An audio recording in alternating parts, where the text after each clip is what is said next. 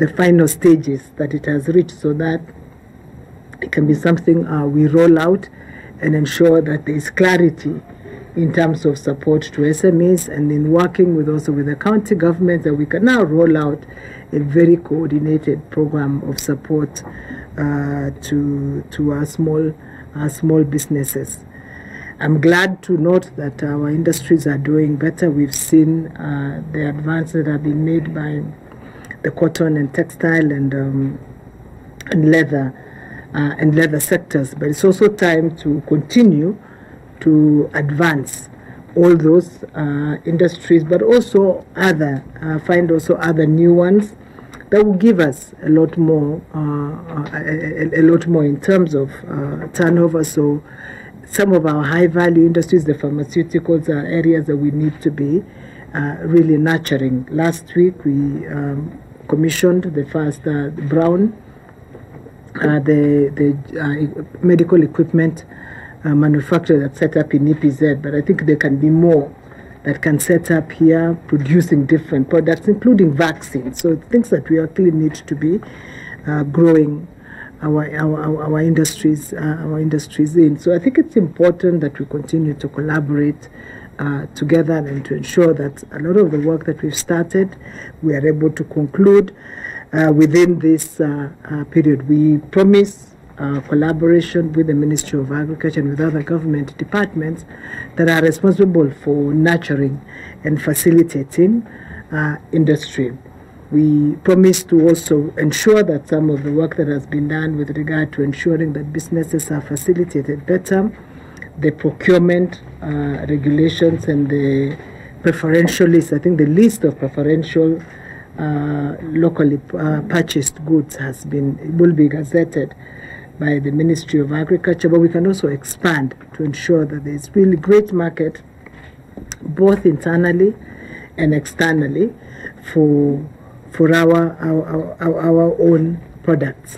I think we want to affirm that we will continue to support industries to maintain the necessary quality and standards to ensure that all our products are safe and sound and suitable for all our consumers, and therefore all our work with regard to standards and infrastructure will really be enhanced. We work to ensure that we focus on ensuring competitiveness of our industries. Last week or 2 weeks ago, the Ministry of Energy, the Energy Regulatory Commission has gazetted preferential tariffs for large industrial consumers and those in industrial parks.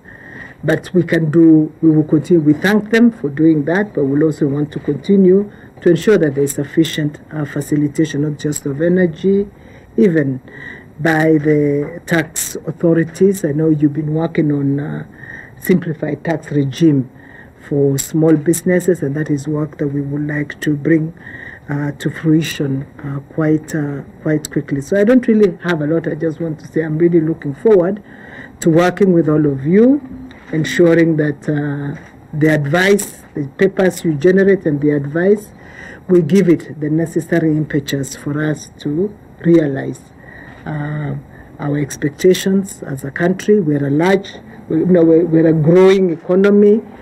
Last year, we've actually already passed $100 billion. So that's a large economy. It's in the last 5 years, it has literally grown by $10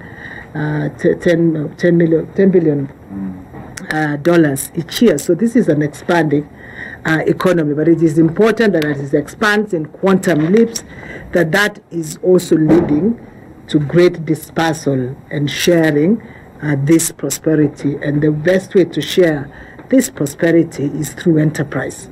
So the work of building new businesses and new enterprises is our responsibility as part of growing our own national wealth. So it's a great time to be working in this ministry, but it also has a lot of responsibility and pressure for us to deliver in enhancing production, but also in nurturing markets. So our reach out to different markets, securing what we have secured in our traditional markets, but also exploring new markets and investment opportunities is the front burner of our agenda. And I want to thank you so much for this very good handover report, and we look forward to working with you and with other stakeholders in ensuring we deliver on this agenda for our country and for our president. Thank you very much. Thank you. Thank you.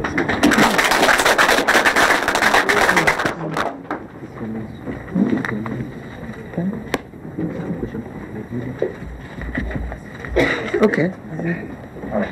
Honorable Cabinet Secretaries, congratulations on your respective new roles.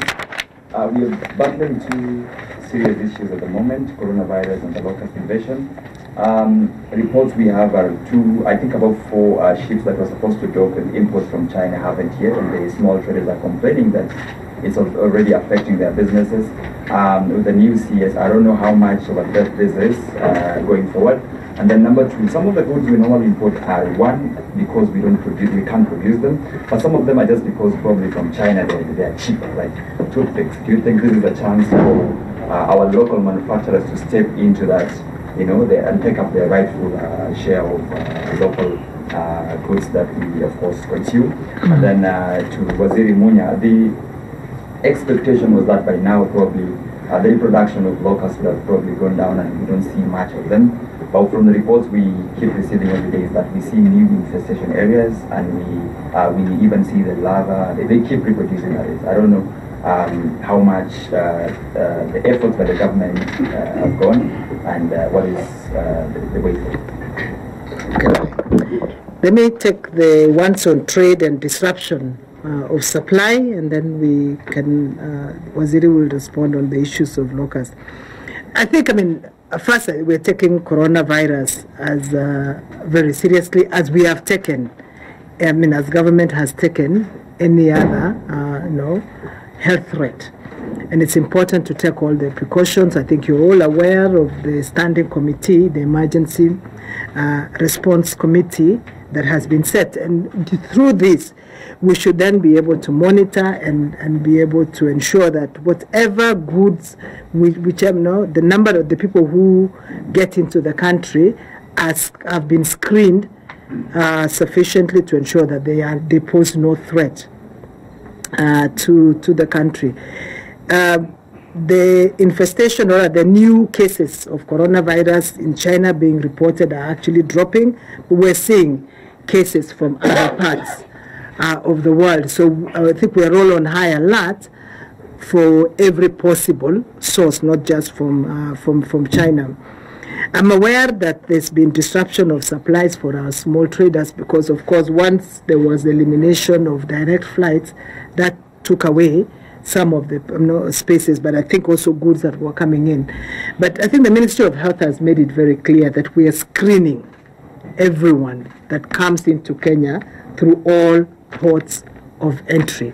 It might take a while, but we're screening them before they get into the country. So those small disruptions, as we learn how to do it faster, will hopefully diminish. But I'm aware that there's been a disruption of supply, and that's something that we are addressing together with the colleagues from the emergency response team. Thank you. The second question